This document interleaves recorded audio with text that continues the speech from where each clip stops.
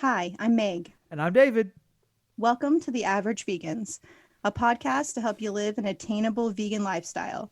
We're not the ripped influencer vegans you hear about in other podcasts. We're just some ordinary people living in the South, eating plants and loving animals.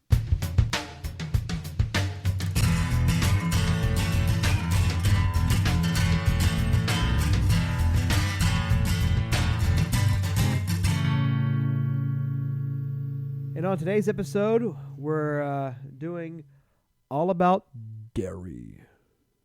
Ooh, All kind of about like that one. dairy. A little less silly, a little more serious in this one. Yeah, all about the dairy industry, not only the dairy industry, but the dairy, how it affects you in general. Meg watched a recent documentary. I tried watching it and didn't get all the way through. I got pulled away from it, but Yes, I watched the new documentary called Milked. It's about a New Zealand. There's a man who lives there who wrote or like co-opted this movie, and he also talks a lot about New Zealand, but like dairy in the whole world, not just New Zealand. Yeah. So at first I was like, oh my gosh, is this all about New Zealand, which is fascinating. But I was just like, no, but then he talks about, worldwide dairy information, and it was fascinating. yeah, Very emotional. There are parts of the movie that definitely made me tear up. So I'm hopefully sure. I won't cry. Oh, I'm gonna try not to. I mean, practices generally are the same kind of worldwide. There's variances here and there, but as far as the very cruel nature of it all is, it's definitely world spread. I feel like when you talk about going vegan and people understand that in order to get meat, an animal has to be slaughtered. Right. That seems like they get that part, Sure. right? But I don't think people truly understand what happens in between a cow and then you getting the milk at your home. Like, I Right. don't think they understand truly what occurs. And they have like this fairy tale world that the milk and dairy industry have pushed onto us, that they people truly believe that it's some beautiful romanticized experience. And no stats that I've ever shared with anyone has ever affected someone as much as dairy information. When Right. I start sharing that, and that's the story that we're about to talk about, like, people get real freaked out. Yeah. You get a quite a reaction from people. That's when I normally get people to start thinking the most, is when we talk about dairy. I mean, first you get people who, it's marketing. A lot of this is marketing, Right. and it's a lot of it's what gets pushed by the dairy industry, not only in marketing their own commercials, their own packaging. Look at the smiling cow. No, it's not. But also that they have their hands in things like the USDA, and that when they set up all the dietary requirements and what people should be Yes, the eating in the food pyramid. pyramids and what's now called Mhm. My Plate. On that, it's like I think originally they didn't have dairy on it, and the dairy industry came through and. I don't know if I knew someone used to be on the board. I tried looking, so I couldn't find it. They're really good about burying who's on the board and who makes decisions Yeah. now. But it's very widely known that the dairy industry has put a lot of money and has people involved in that, where dairy got added in as a food group. And there's actually doctors who have not vegan, there's doctors in general, like the entire medical community have tried to petition to have dairy removed from the My Plate, because there's no need for it. There is literally no dietary need for dairy whatsoever. Everything you can get in dairy, you can get from somewhere else Yeah, we'll talk a easily. little bit more about how unnecessary dairy is, Mm, because I think that's also pretty shocking to people, because again, this whole concept pushed to us was like dairy was so important. You had to drink milk to be strong and have strong bones, and the whole God milk commercials and all of Yeah. that. Like it was really so like pushed onto us. It when you are removed from that and it's been a long time and now you're vegan and you look back, it's like, oh my God, Yeah. calm down. Well, even that whole Got Milk campaign was literally they went to an agency. The dairy industry was like, people aren't buying milk. We need more. We need to buy more milk. What do we do? And then Got Milk came out of that. It was just I watched this. Actually a marketing documentary that talked about different products, different like marketing agencies, and talked to people who did the Got Milk thing. And they talked about how they came up with it, and how it was just like off the wall and random it was, and how impactful it was on the industry. Insane. But Insane. I do what I like doing is I like telling people like about dairy, like just the basic process of it and what happens, Yep. and then watching that little innocence in their eyes slowly fizz out and just walk away. Oh yeah. Plant that little seed and go. yeah. By the way, it's horrible and monstrous and destructive. Yeah. Because like to your point, people go like, oh, like no, like I get like here the people all the time like, oh, I get like chicken and fish and pigs. I get that, but like no one has to die for dairy. That's like was a problem. Oh my God. How many times has that been said to you? Yeah, too many times. Oh my God. And I go, and here's the thing, right? So like, and I get that, and then you're kind of getting to some of the points I have, but we'll keep going. The cows have to be milked, or like they have this idea that cows are always like producing, right? And so what I always tell them, I go, all right, that's like how? right. I go, what are cows? And they go, what do you mean? I was like, well, is it is it a reptile? Is it a bird? Like, I'm not being an ass. I'm like literally asking, like, I need you to tell me what is a cow. And they go, it's a mammal. Exactly, it's a mammal. So mammals give live birth, right? That's part of being a mammal. You have to give live birth, right? And I said, okay. So and mammals produce milk for their young. That's a requirement of a mammal, right? So okay. So if a cow's a mammal, has produced milk for its young, what does that mean? They go, has to be pregnant. Exactly.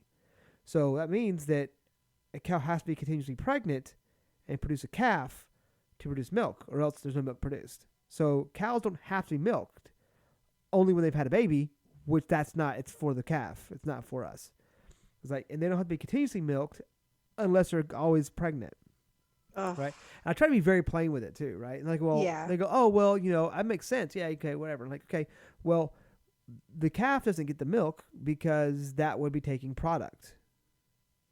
Calves are immediately. I try to be very plain with it. Here's what's This happening. is where it like starts to get real rough. Right. And you're a person who still consumes dairy from now and then, you got to hear this. It's very important, right?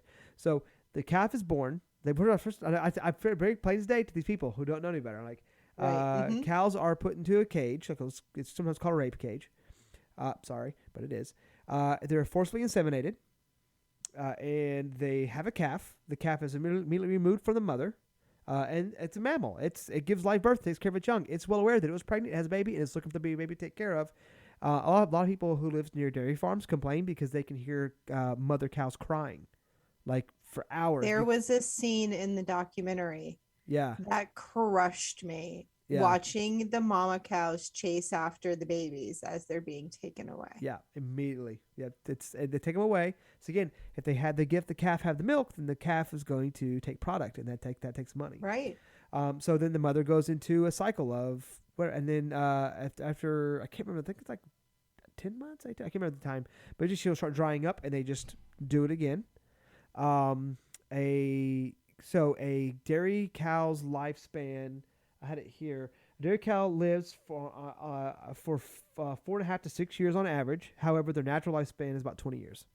That's insane. The lifespan is cut in a quarter. The lifespan is cut down to a quarter of the natural lifespan. At which point they become spent. It's a spent dairy cow. They can no longer get pregnant and produce at the rate that's needed, and they're sent to slaughter. And they're sold as low-grade beef.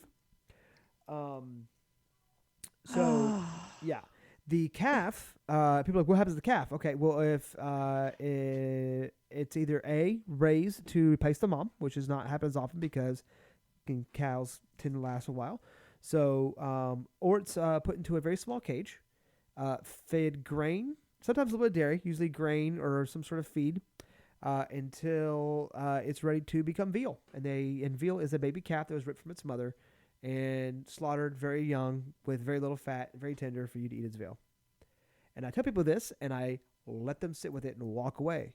So next time they go to get dairy, they realize they're taking milk from a baby that was stolen from their mother, that lived a quarter of its life, and then taken to slaughter. And then when they go to eat veal or have calf skin coats or whatever, you literally had a baby taken from its mother, fed for a very short amount of time where it could stand on its own, and then had it killed just so you can have that. And that's it. I just leave them with it so they can kind of sit with what they're doing. If we just imagine I'm the sorry for that, guys, emotions put into the milk and the meat that is being consumed, the sadness put into it, you're eating sad milk, you're eating heartbroken meat. Like, that's just breaks my heart. Like, I just, oh God, it kills me. It Yeah. truly is the worst. And I cannot tell you how shocked my husband was when I explained this whole process to him. He just kind of sat there for the longest time, just like processing Yeah. and just like, what? And I repeated it a few times. So he had all the details and he was just like, no clue, no earthly idea. And he's in his 40s. It blows me away that concept is so foreign to people.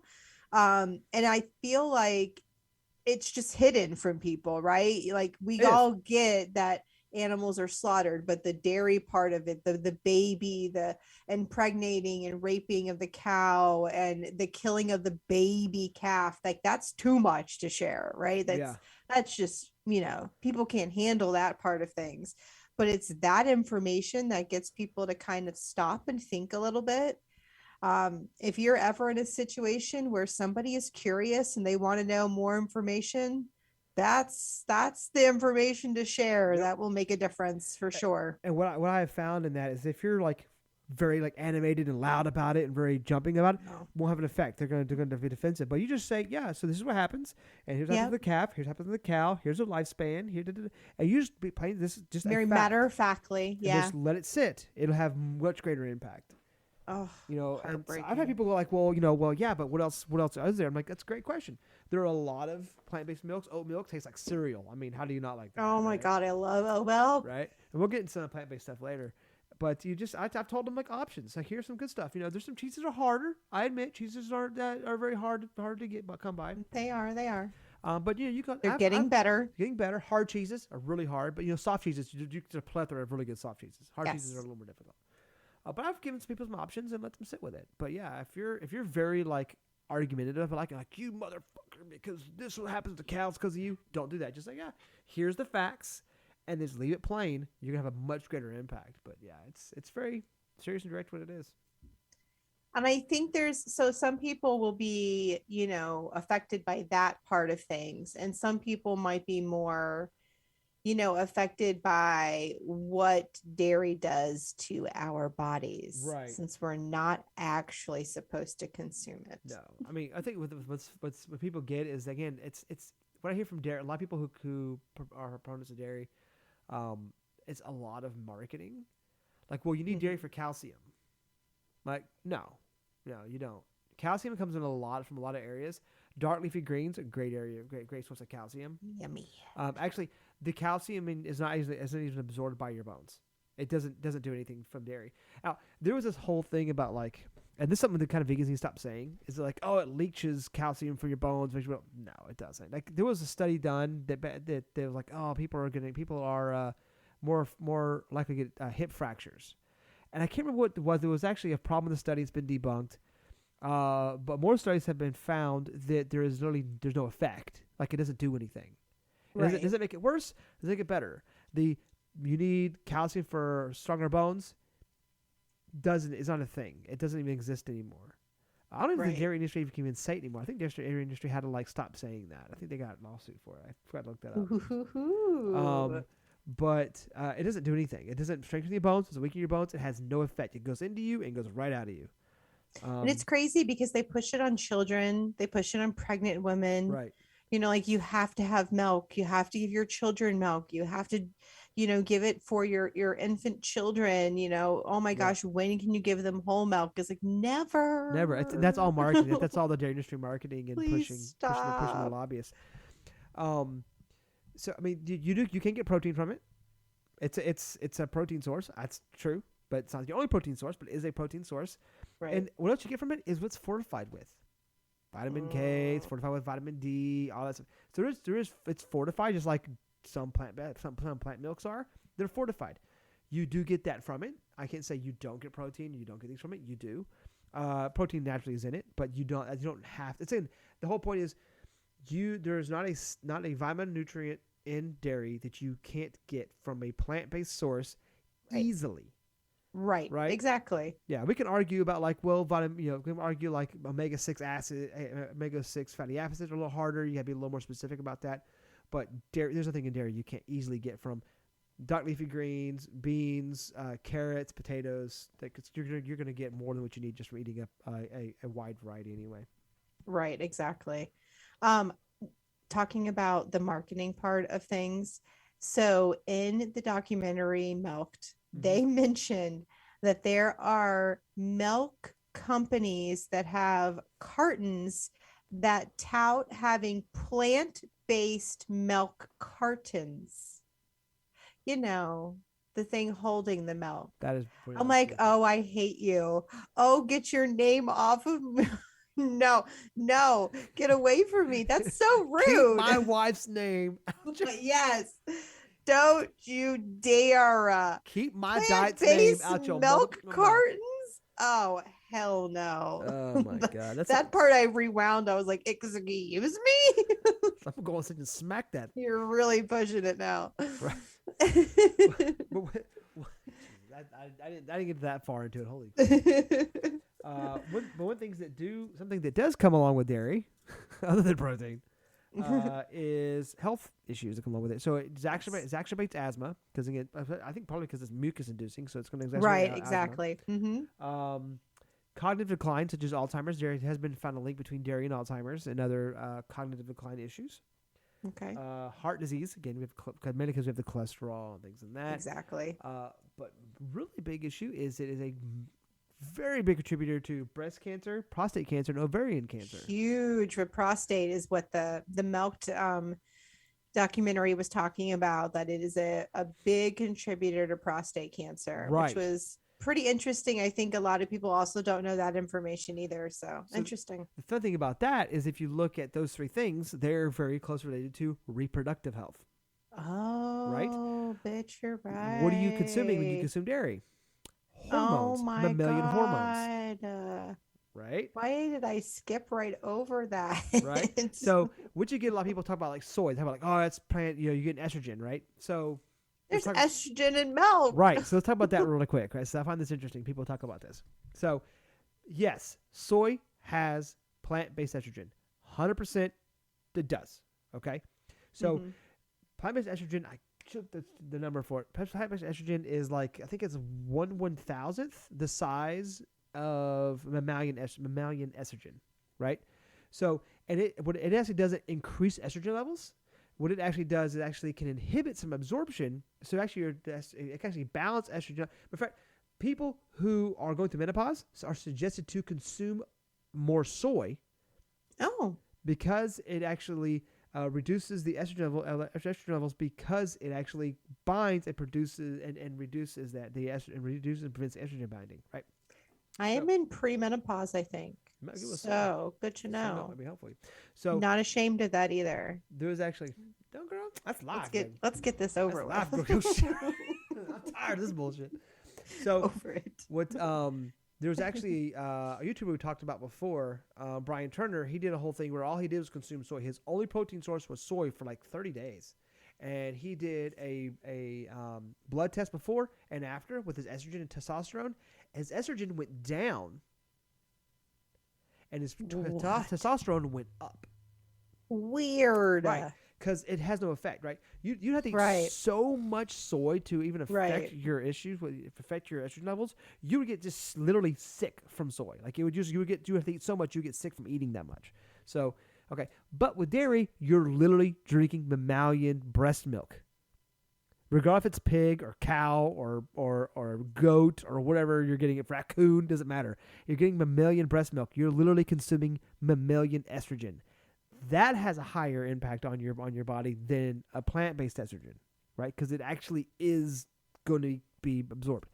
So and all those hormones, everything that's along with it, is why you see these connections between these reproductive areas, breast and prostate and ovarian cancers. Mm-hmm. Sorry guys, my phone is connected to my computer. I have it on do not disturb. I don't know, but I know. you have these. I don't know why it hadn't happened. So, but you have these connections, these sexual reproductive areas, because you're really consuming mammalian hormones that affect these areas anyway. That when your natural testosterone, estrogen would affect as it is. It's crazy. But also, fun stuff. Never mind. Go ahead. Sorry, I was going to ramble that innocent. I was just gonna say that, you know, like, we're the only species that drink milk after infancy. Like, that is insanity. Think about it. Like, they're just done after a certain time. Right. Right? Like, because as mammals, we're supposed to consume dairy, human dairy, yeah. because breast milk is human dairy, like it or Right, not. exactly, You can make, it is. You can Yep. make ice cream and cheese out of breast milk. You can do it. Yeah, you People can. have done it. It's weird, but people do it, right? So after roughly around the age of 4, we stop producing the enzyme to break down lactase, right? Mhm. Which is the milk sugar. Okay, so as such, like 85 to 90% of the entire planet is lactose intolerant. Yep. Because we stop producing the enzyme. Like everyone, if you listen to this right now and you consume dairy, you're lactose intolerant. It may not be to the point where you're like get sick or have stomach problems, but I guarantee you feel bloated, you feel heavy. Maybe you got some digestive problems that occur if you have too much of it, Yes. because you're lactose intolerant. Everybody Yes. is. Yes. Right? Mm-hmm. That's it. And that's your body literally stops producing that enzyme to break it down to that degree. So it literally makes no physiological sense to consume Right. dairy. You literally cannot break it down.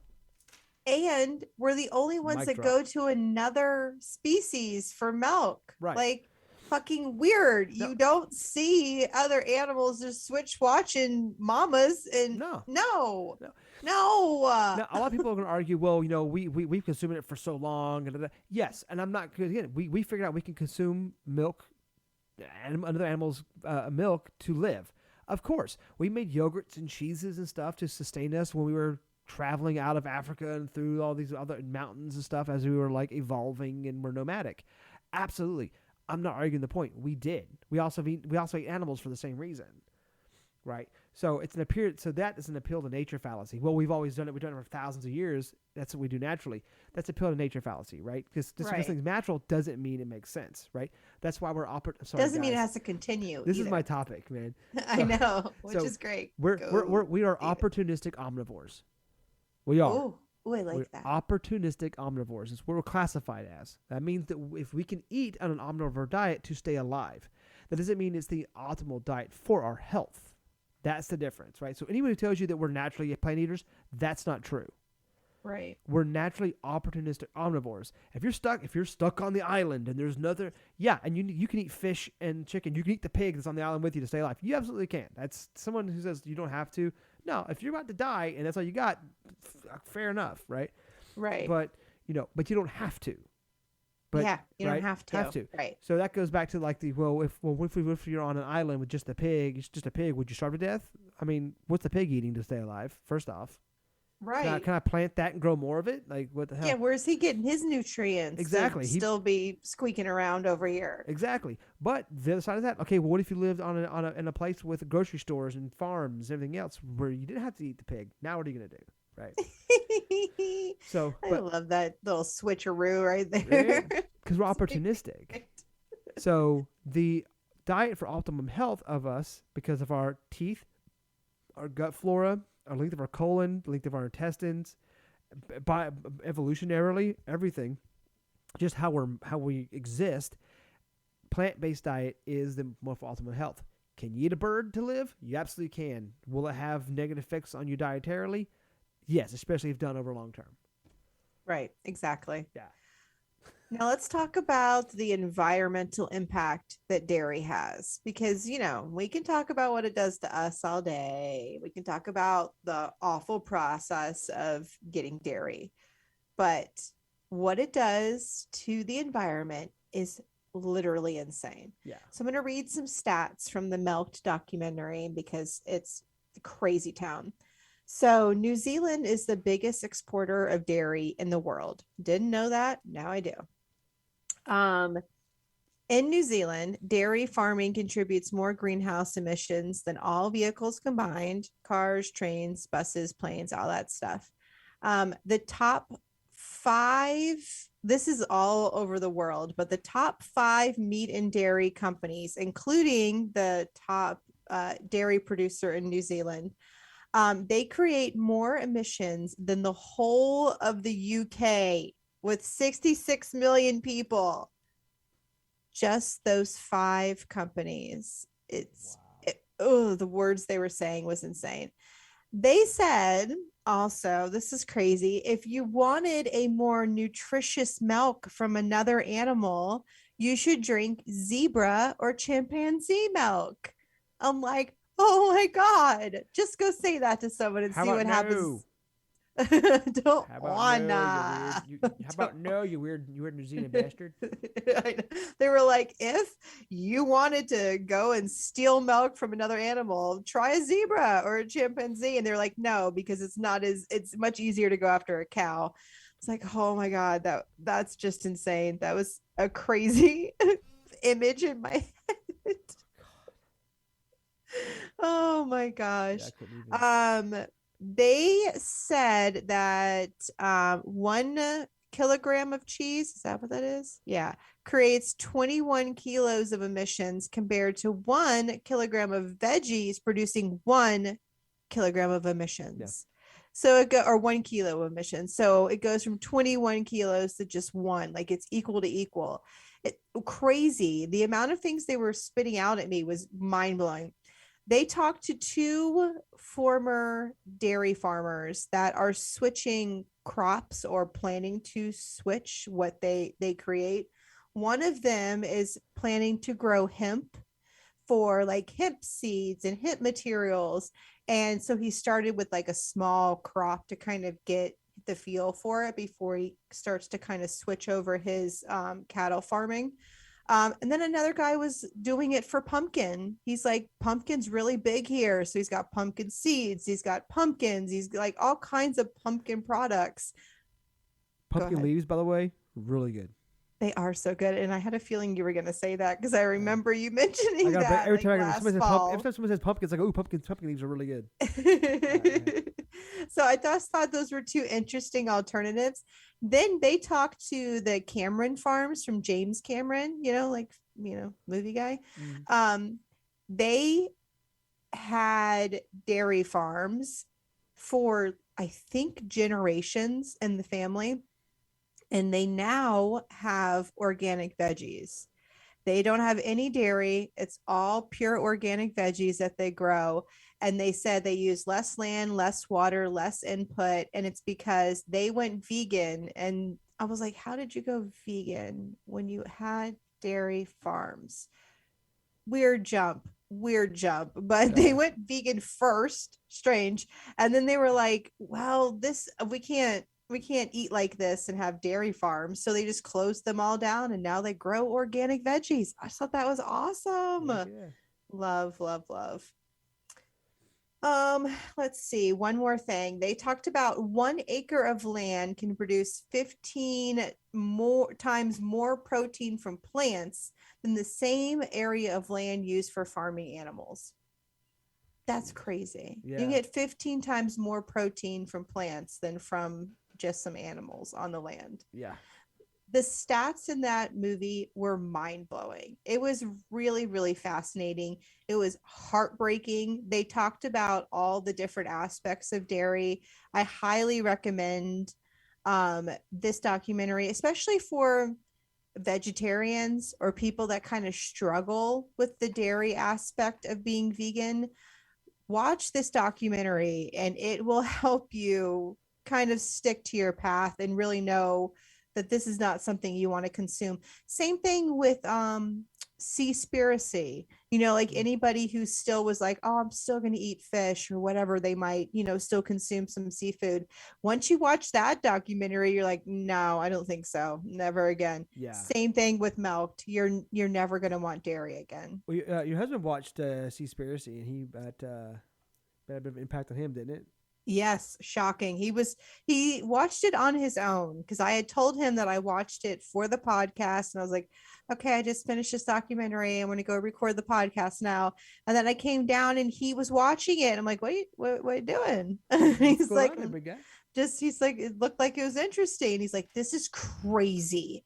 He was very moved by it. So maybe we need to do another episode on our favorite documentaries because there's been some new ones out that are pretty good. Yeah. So going kind of, hold on.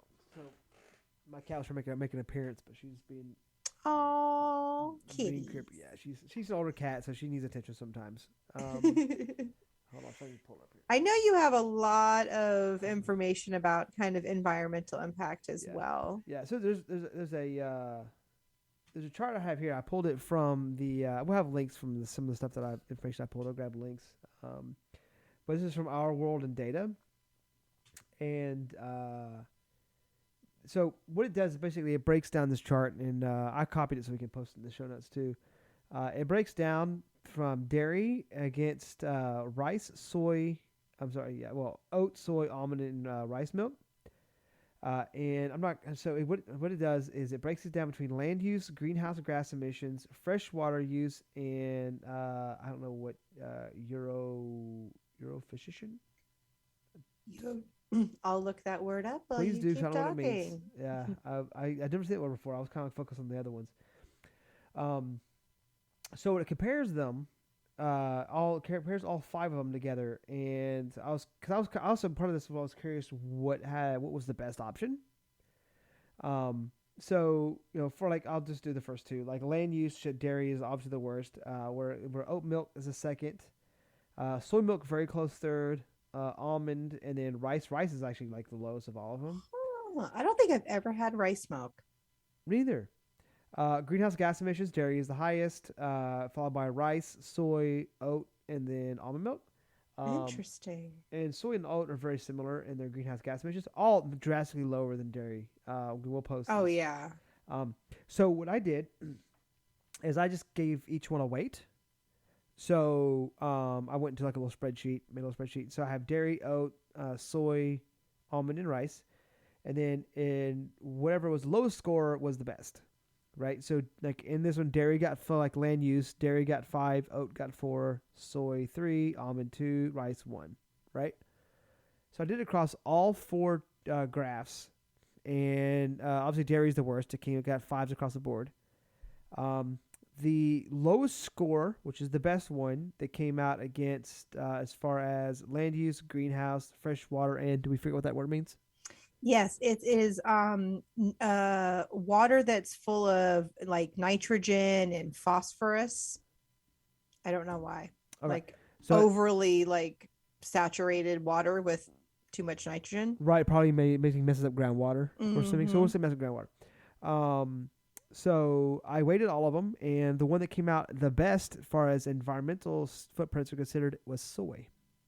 Interesting. Yep. Almond just edged to not be as good as soy. The main reason is because almond uses a lot of fresh water, like a ridiculous amount. Oh, it does. But other than that, it's like number 1, number 2. On the other 3. Interesting. So if you look, what about impacts? Dairy obviously is terrible across the board, like double, if not more than this one second place, right?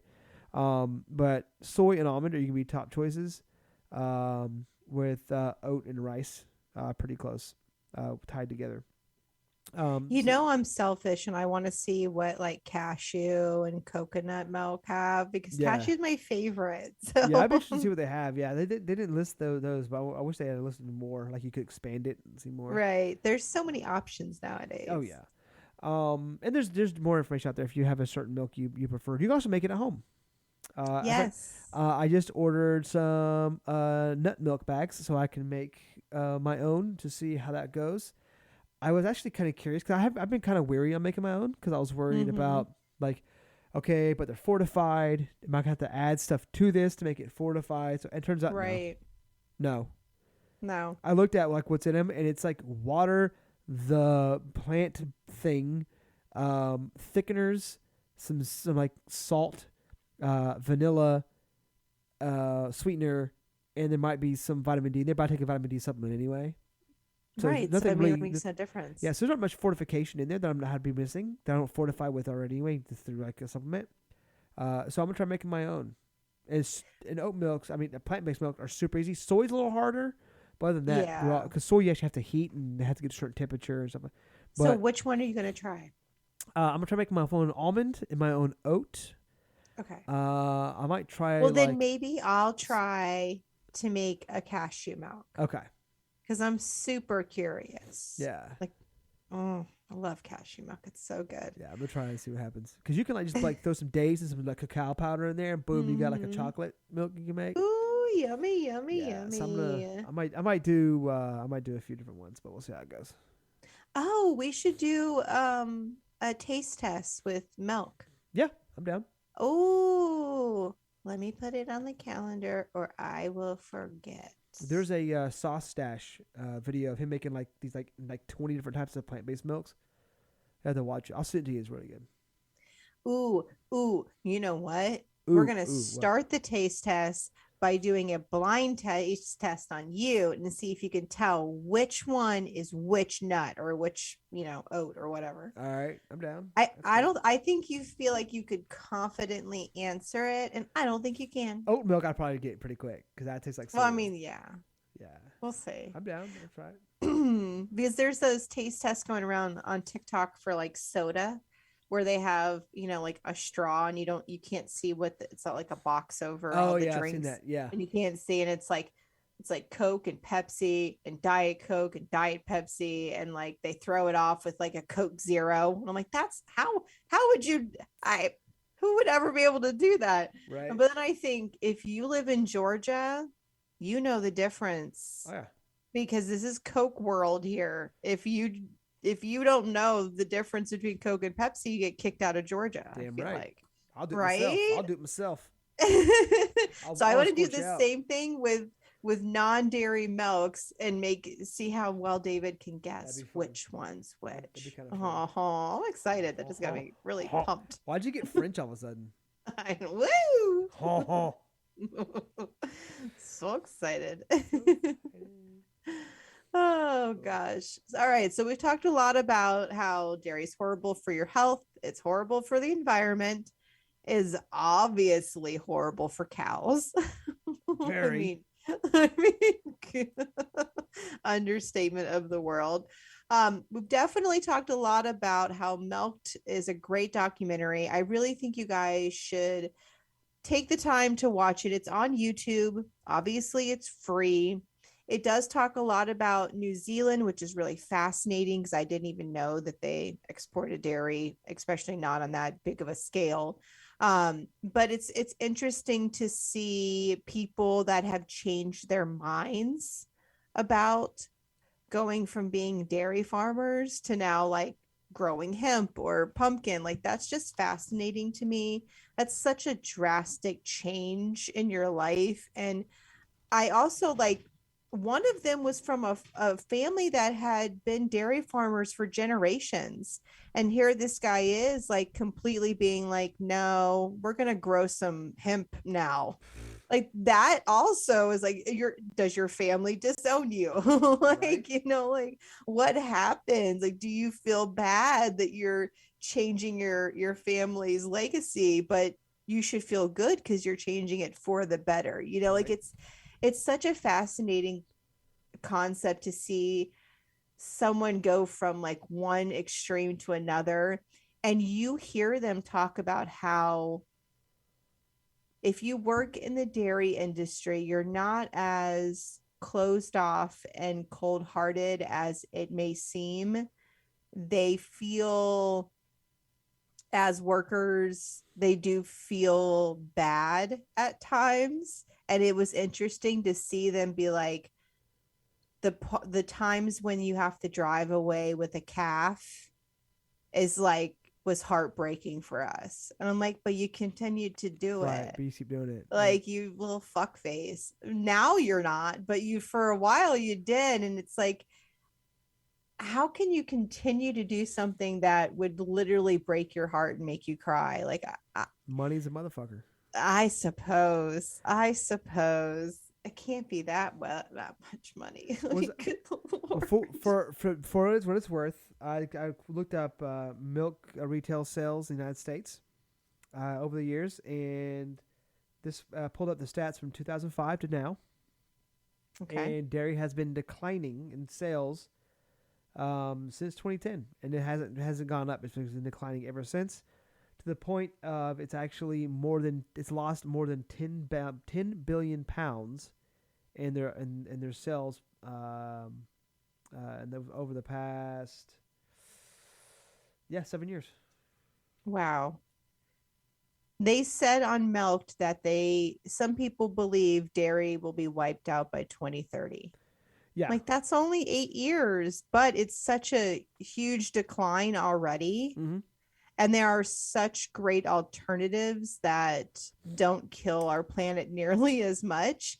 Because we didn't talk much about how what really harms our environment is the cows literally just shitting. Yeah. Just them pooping and farting and just going to the bathroom like animals are supposed to do.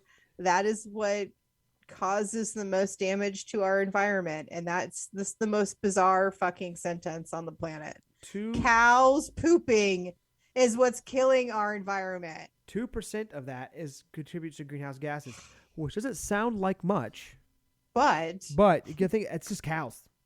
2% of the entire world greenhouse gases contributed to the flatulence and gases emitted through burps and everything else, and excrement of cows. That doesn't include the damage to waterways, the damage to land, the damage to the ecosystem. How many times have we had a spinach recall or whatever, or a collard greens from the south, or kale? All these vegetables get recalled from E. coli.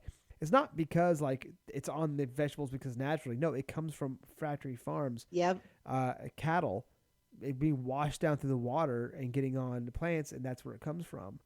So, but that's not even including them. We're talking about the actual gaseous emissions from Isn't that cattle. Insane? Yeah, 2% of the entire.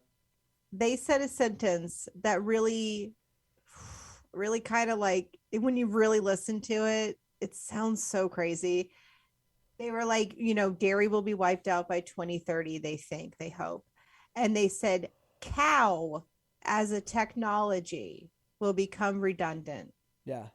And I was like, cow as a technology. I sat in that for a little bit. I was like, it is. It's a commodity, yeah.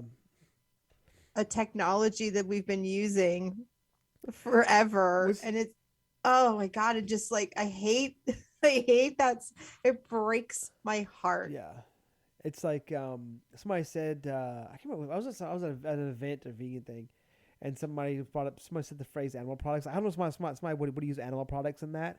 And I was said animals aren't products. Oh, we thank you. And I was yeah. And everyone there was vegan. They went, yeah, that's pretty good. Animals aren't products. It's I don't say seafood. I say there's sea life, not seafood. Ooh. Yeah. So never. I like that. Yeah, I like that. Never say seafood. Say sea life. It's the thing. But what I was kind of find funny is people are like, yeah, well, if you stop eating cows or stop doing dairy, blah blah blah, then we're gonna do cows become extinct. I'm like, yeah, probably. That's okay. I'd much rather the animal become extinct than being easily murdered and slaughtered for its meat and just secretions. Oh gosh. What would you rather? Your entire species be murdered, or would you just die out naturally? Right. Oh my God. They said that if everyone ate a plant-based diet, it would free up the same amount of land as Africa takes up. Yeah. That's so crazy. Yeah. That's so crazy. Yeah. I mean, one of the largest reasons the Amazon goes through deforestation is clear cutting for the raising of cattle and meat and things like that. Unnecessary.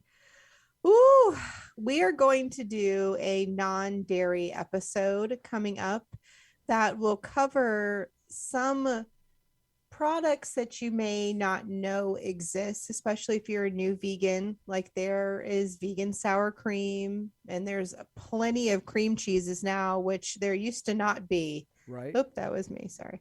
There used to be like very few cream cheese options, and now you can get them at like Publix. So we'll go over a whole episode over non-vegan or non-dairy vegan options. So you know what to look for when you are out there shopping for alternatives, because now everyone's going to stop eating dairy, right? Yeah. Right. Anybody who still does and listens to us, you're not going to, nope, all done. I'll fight you. This episode's going to turn it. That's right. That's right. Okay. So I'm going to do my little spiel, but I'm going to start it off with, please, if you have any way to leave us a review, please do so. If there's stars or hearts or checks or words you can leave, whatever it may be on whatever platform you're on, please leave us a review. We would greatly appreciate it. And obviously recommend us to everyone, your friends, family, anyone who happens to mention being plant-based, anyone who seems to have a tummy that doesn't like dairy. I mean, Which should be all of you. Just mention this episode, whatever. And they can find us on Apple Podcasts, Stitcher, Pocket Cast, or anywhere else you get your podcast fix. Of course, you can follow us on Instagram and Facebook at The Average Vegans, or email us at theaveragevegans@gmail.com. We love getting your emails. There are show notes, links, and more can be found on theaveragevegans.com. We want to hear from you guys as always. So let us know your vegan story, your favorite vegan treats, any questions you have, any episode ideas. If you live in another country and you want to send us some vegan treats, that'd be cool too. We'll review them for the podcast. Okay, that's enough panhandling for vegan treats. Right. And that's it for this week. All right. Well, until next time. Bye, guys. Bye.